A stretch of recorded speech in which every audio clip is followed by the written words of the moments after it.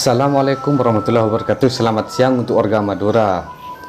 Boleh nyampaikan berita tentang seorang warga Madura asal Sampang Kak Dima yang Mamat Salum balap yang kipanika makin viral.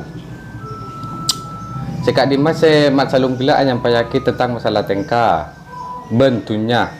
Tengka ni kan nomor situng tunya nomor 4 lekor. Seolah cepon Mat Salum mon mate tak yosong bentunyan.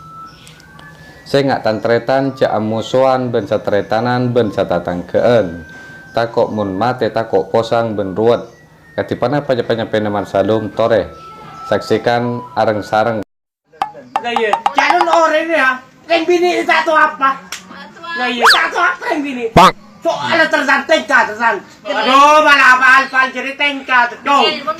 Jadi tengka jadi ya. Kakek tahu tengka. Jangan mau tengka, mau tunjuk di budi, mau tengka ada usul dia terzan. Mau tunjuk usul Pak Lekor terzan, mau usul tengka terzan. Hah? Bini punya uang. Mau tak tahu jalur tengka, mau tahu mau tak macet tahu macetnya tak terzan percuma terzan. Mau tak tahu lagi panjang terzan masalah tengka. Ada yang putih coba. Saya tengka terzan dari terzan. Boleh sabar kan bini. Iya, du kaki du tahu apa? Arteka ya. Apa arteka?